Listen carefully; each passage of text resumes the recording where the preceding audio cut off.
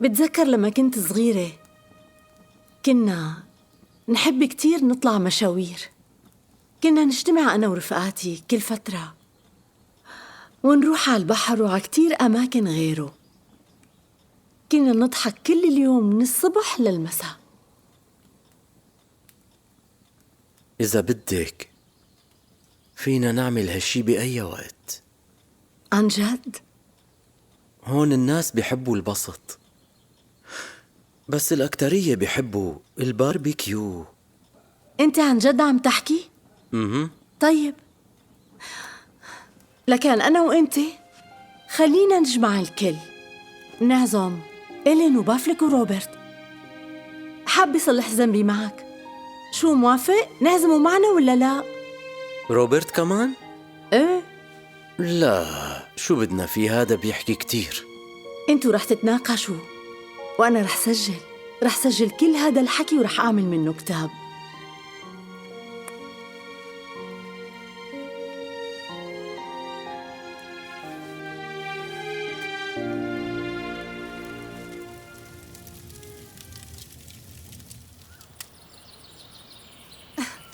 ريحتهم بتشهي.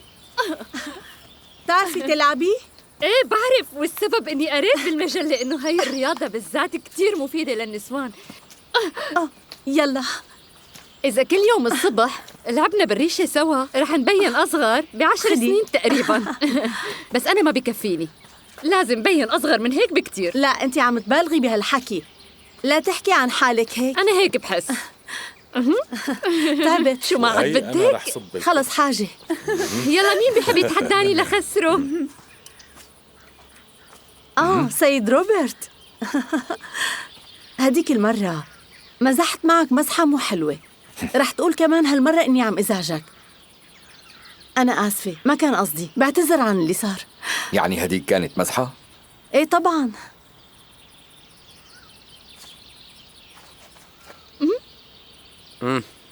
أنا خسرت مارغريتا. المشكلة إنه ألبرت بغار علي، ما بعرف شو صار له، صار يغار علي حتى منك، وأنا سويت كل شي مشان ما يغار. ايه طبعا حقه يغار. إيه جاهزين؟ يلا تعالي. رح أجيبهم. يلا امشي خليني أكسرك.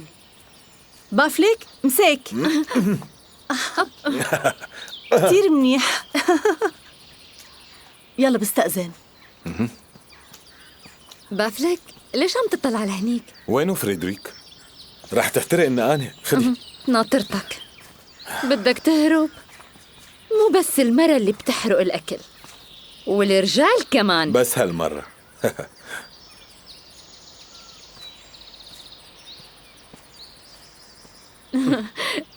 أنا آسفة فيقتك. لا هاي اللعبة اسمها ريشة.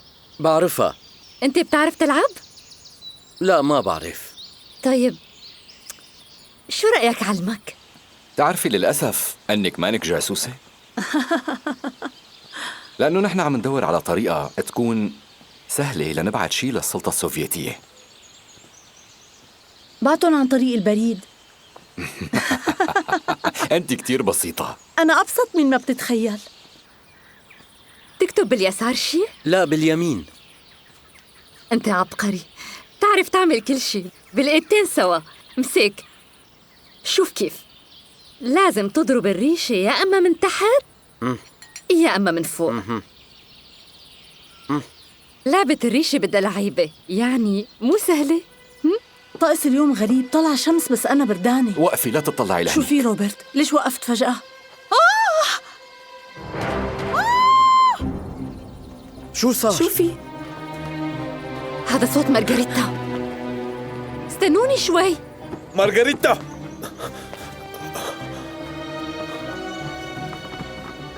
روحوا من خير هون. شو في؟ يلا خلص. يلا بعدوا النسوان من هون. روحوا. بعدوهم. لا تطلعي لهنيك، خلينا نروح. بافلك،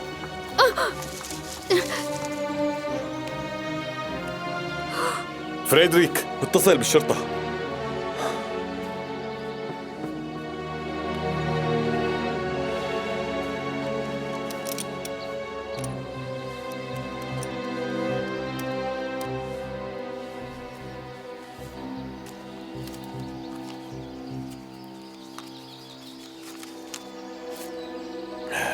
ليش هيك صار؟ مين اللي قتلك؟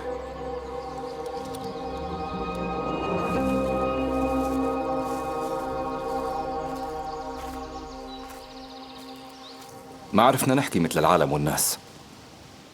اتصرفتوا بسرعة كبيرة. تعرف؟ يمكن هذا الشيء إشارة.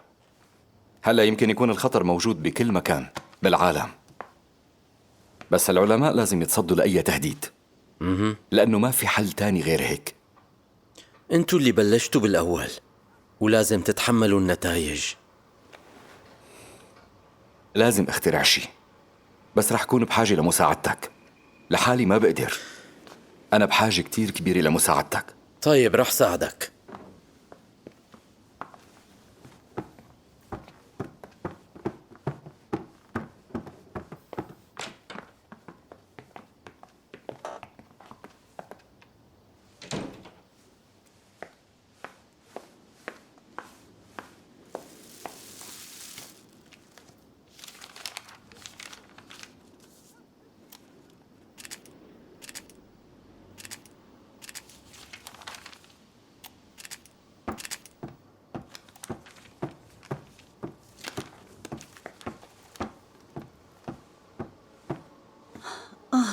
طبعا نحن كان لازم يكون عنا خدم، بس ألبرت بحب يشتغل كل شي بالبيت، ما بحب المساعدة ولا الخدم. الضيوف بدهم يودعوكي. هاتي عنك. طيب ماشي، شكرا كتير.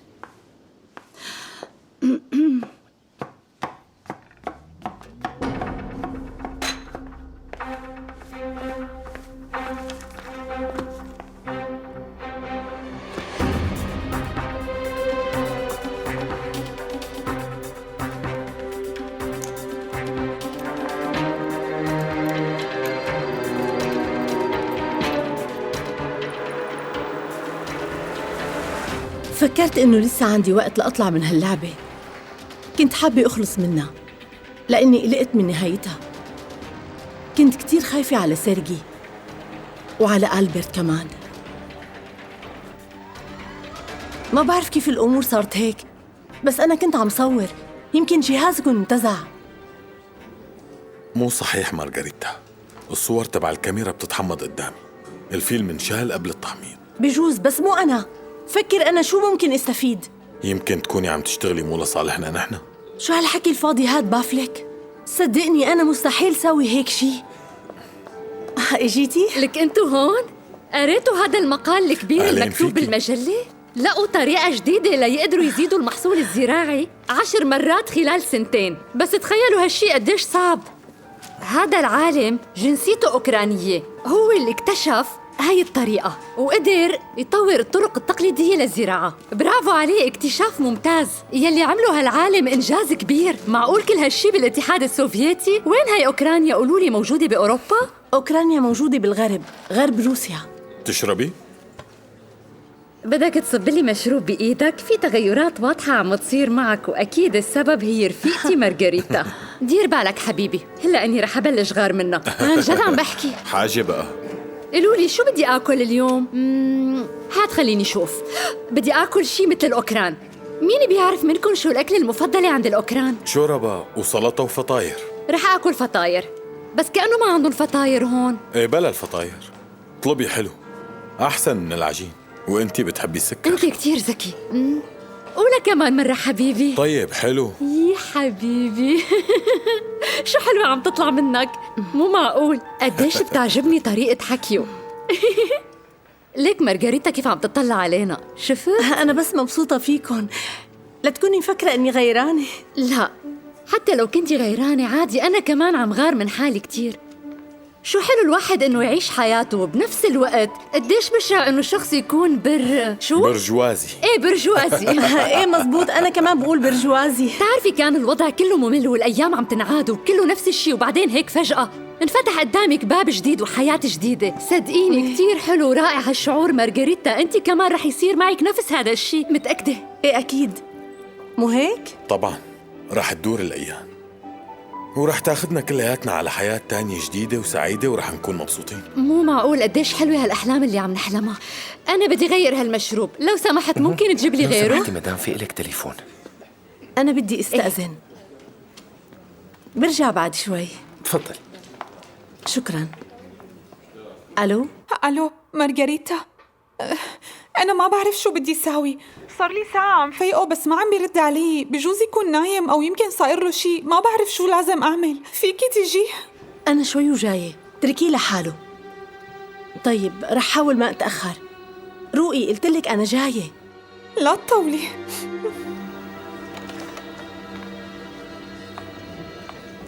طالع كتير حلو. شوفك ليش عم تضحك؟ إلين، أنا لازم روح على البيت. ليش حبيبتي؟ عن إذنك. خليكي شوي. شوفك بعدين. مع السلامة. مدام كمان تليفون. تفضلي. شو صاير معها؟ ما بعرف شو في. ألو؟ فكرت انه طلع وراكي لانه هو ما بيقدر يقعد بدونك ابدا، وسألت بالمحطة قالوا ما شافوه، بس ممكن يكون عم يتمشى بالغابة. حتى انا سألت الكل عنه. طيب ماشي، جاي لسه ما حكيته. اسمع، انت دور عليه، لا تضلك واقف محلك. يلا طالع فورا. صدقوني يا جماعة أنا كتير بفتخر بشعبنا. أنا متأكدة إنه نحن يوماً ما رح نوصل، ووقتها رح نطير لفوق.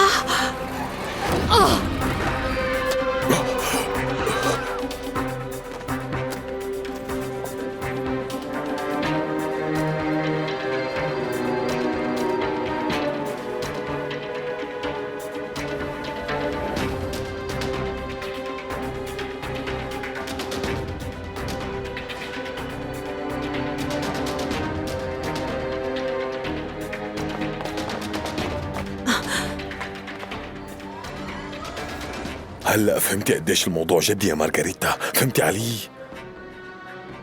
رح تعملي مثل ما بقلك، ما في شيء اسمه ما بدي أو مو عاجبني، بدك تنتبهي كتير منيح من اليوم. ضل كلمة حاضر وبس، فهماني ولا لا؟ مو انت كنت تحبها إلها؟ ليش أنقذتني لكان؟ لأنه أنت أهم بالنسبة لإلنا.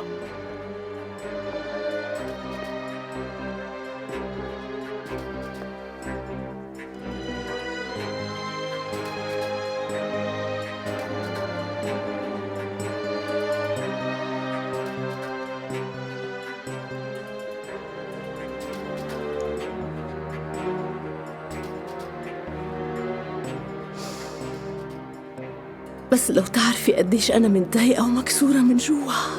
تفاجأت كتير باللي صار.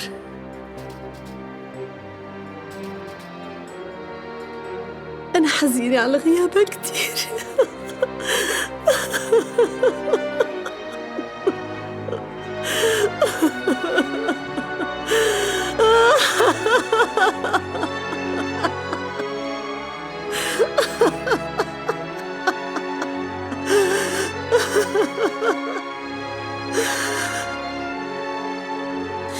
انتي محظوظة لأنك بلا إحساس.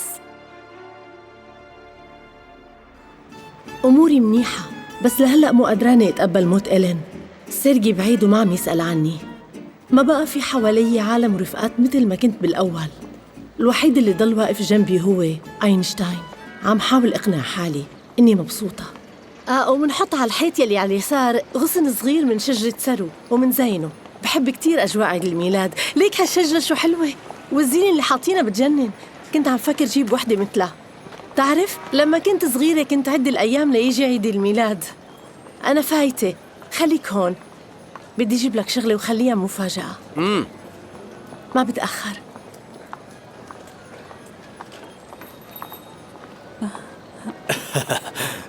شوف يا الزلمة، بيشبه أينشتاين كتير. مو معقول، لك كأنه هو. مو لهالدرجة. انت لازم تطول شعرك أكتر وتبحلق عيونك. قصدك هيك؟ هي تفضل، هي حق فنجان قهوة. مرحبا. أهلا وسهلا. إذا بتريدي بدي هاد القلم، بحياتي ما شفت مثله. دبل لك يا اعملي معروف.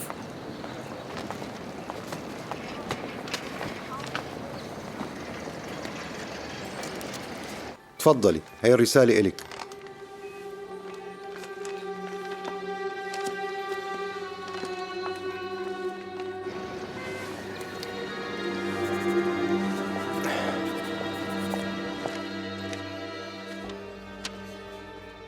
مرحبا مدام. سيرجي حالته سيئة وما بعرف شو بدي ساوي. تعالي بأسرع وقت.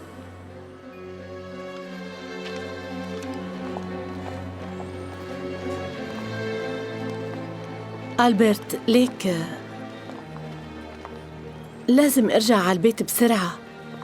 أنا عندي شي مهم. أنت خذ تاكسي ورجع على البيت، ماشي؟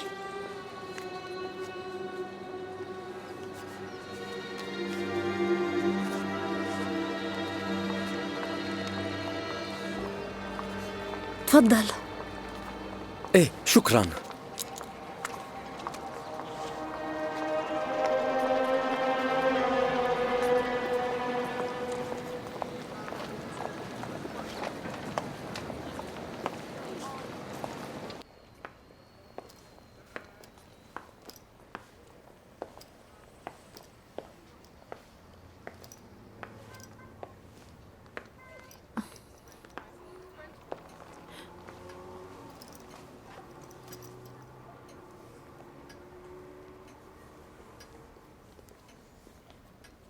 شو بدك؟ المريض ما بيحكي بهالأسلوب. أنا مو مريض. يلا روحي جيبي لي تيابي بسرعة، بدي أشتغل. لازم ترتاح سيرجي. عم قلك أنا منيح، أصلا إذا بضل متسطح هيك رح موت. قالي ناس ساعديني. ارتاح حبيبي. فيكي تروحي، أنا معه، لا تقلقي. روحي. ماشي.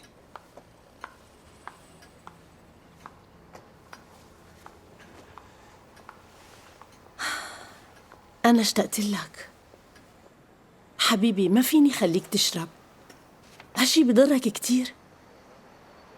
بتعرفي شو؟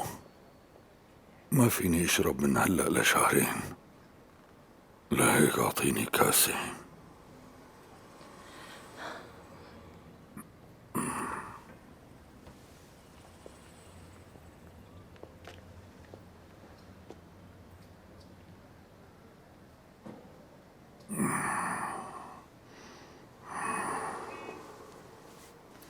قومي نطفي شوي. يلا قايمة. مو الأرض، لكن شو؟ هاد. بس هذا نظيف وما فيه شي أبدا. في أغبياء بيعتبروا إنه لودين هو أستاذي. كان عمره 40 سنة، سألوه قديش عندك خبرة؟ قال 30. وسألوه لما صار عمره 60 قديش عندك خبرة؟ قام جاوبون 30. معقول ما ساوى شي جديد خلال 20 سنة؟ بكفي. شو؟ ممكن ما تتدخلي بكل شغلة منحكيها؟ روحي من هون. شو مانك شايفة؟ روحي من هون. بعتذر. لا تتضايق حبيبي. هو عمل كتير شغلات، بس كان يتخلى عن كل الشغلات القديمة منشان ما حدا يقول له شغلك قديم. حبيبي كل شي رح يكون منيح. لازم ترتاح ورح ترجع مثل ما كنت من قبل وأحسن. ماشي حبيبي، أنا بحبك. بوعدك يكون كل شي تمام، لا تفكر بشي.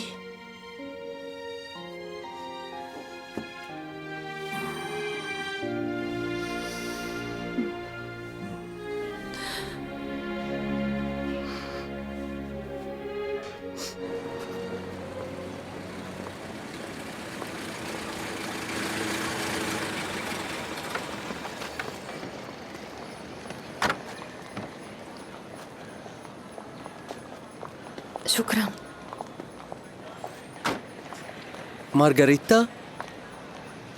شو هالرومانسية هي؟ شكله العبقري ضايع بهالمدينة. شفتوا لي مارغريتا؟ لا، هي كانت هون، اختفت فجأة. ما شفتها. قديش الساعة؟ هلأ مشي آخر قطار على بيرنستون. تفضل. لوين؟ لوصلك. لوين توصلني؟ انت خليكي جنبه، ولما يفيق خبريه اني رح ارجع على البيت عن قريب. رح اقول له مدام.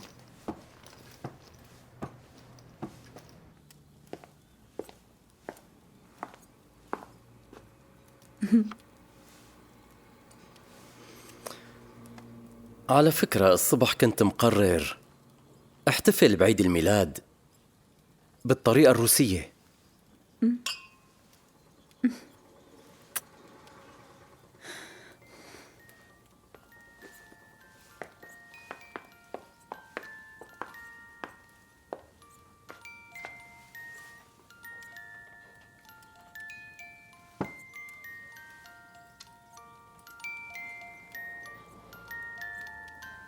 انتي بتحتفلي بعيد الميلاد؟ ايه. كنت مفكر عيلتكن ما بتحتفل فيه. هون عيد الميلاد هو عيد شعبي، بس أنا ما بآمن فيه بصراحة. ما عدت آمنت فيه من وقت ما كبرت. تعي معي. يلا تعي. بشو بتآمني؟ أنا بآمن فيك. أنا مو إله، أنا مجرد إنسان مثلي مثل غيري.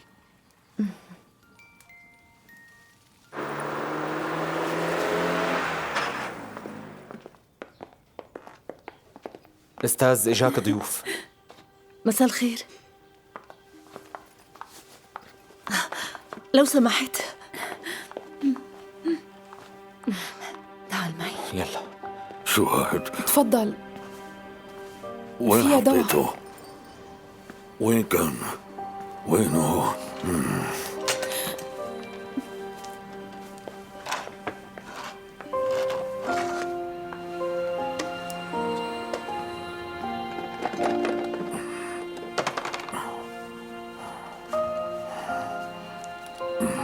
تحركي، جيبي لي تاكسي.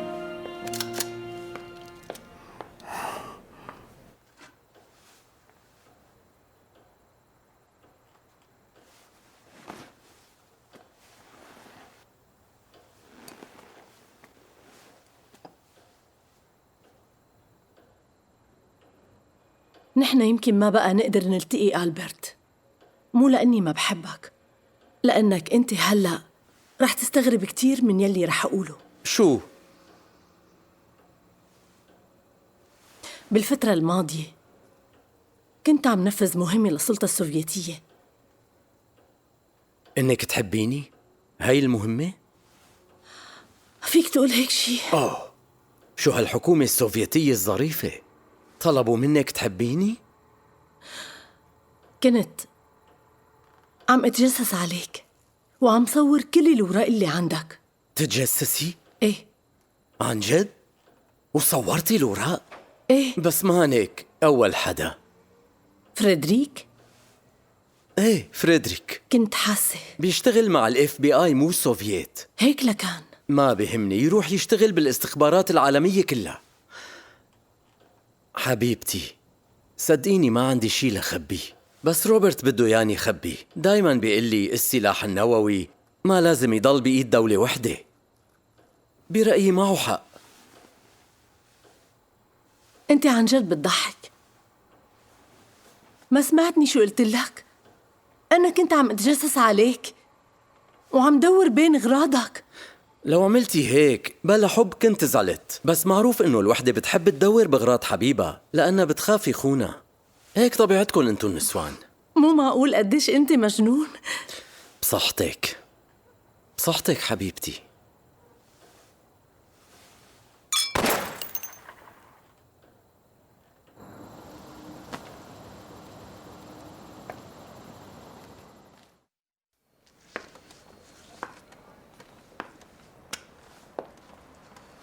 تاكل شي؟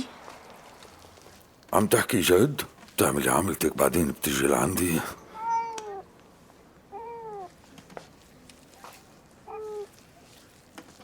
معقول لسه ما جعت؟ لا ما جعت، ما بدي أكل. لما جوع بخلي قالينا تساوي لي أكل. صح طبخة مو طيب مثل طبخك، بس بفضل إنك ما تقربي على أي شي بيخصني، وإذا بدك تروحي ففيك تروحي. روحي. الوضع لا شو صدقوني كل شيء رح يصير. طيب مرحبا. أهلين. مرحبا، كيفكم؟ تمام. طالع بجنة. إذا حبيتي بجيب لك واحد مثلي. شكرا. جبته من هون. بهاليومين جاي روبرت على نيويورك، انت لازم تلتقي فيه. وشو كمان؟ لا بقى تروحي عند اينشتاين، ماشي؟ لأنه بده يتزوج. كيف يعني بده يتزوج؟ ما فهمت عليك. هو الحقيقة رح يتزوج وحدة من معارفه. أينشتاين يتزوج؟ أنا ما عم أفهم. أنتوا وراها؟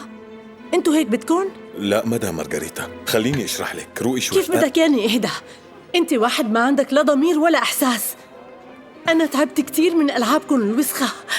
بالأول بتطلب فوت بعلاقة مع أينشتاين لأنه هالشي بيفيدكن، وهلأ بدكم تبعدونا عن بعض. اللي مين بده يتزوج؟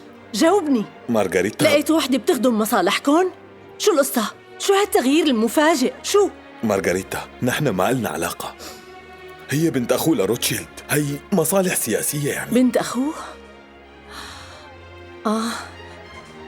هي ما غيرها؟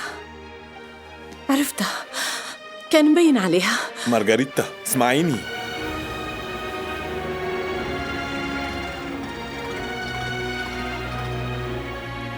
حاولت افهم النظرية النسبية وفهمت كل شيء تقريبا، ما عدا شغلة ما فهمتها.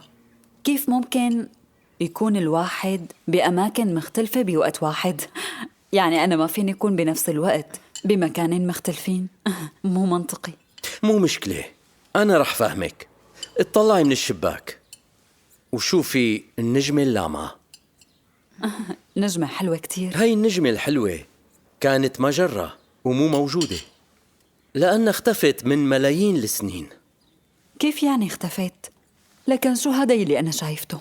الضوء تبعها. إلا إذا كنتي مفكرة إنه النجوم معلقين بدبابيس بالسما، هاد شي تاني. بصراحة السيد أينشتاين بحب يمزح، طبعا عادي لأنه نحن الكل بنعرف. بدي أسألك سؤال، شو بتقربها لهالبنت؟ قالوا لي إنه هاي البنت يتيمة. يتيمة الأهل، بس ما أنا مقطوعة من شجرة، عندها قرايبين. ايه كتير منيح، فرحتني. طيب خلينا نعمل شي، نرقص أو نغني مثلا. رح ورجيكن شغلة. شوفوا هالفيران شو حلوين. ليكو عفوا منك. بالمناسبة في كتير فيران أذكياء وحلوين. قلك معلومة، هنن أذكى من البشر. عبقري. فستانك كتير حلو. شكراً إلك. هلأ عن جد رح تتزوجي اللي كان زوج أمي؟ مو أنا اللي بقرر. لكان مين؟ البارون؟ ممكن، ليش لا؟ مساء الخير مارغريتا. يا روحي، برداني شي؟ أعطيني شي دفي بسرعة مارغو. ايه تفضل. شو هاد؟ اشربي.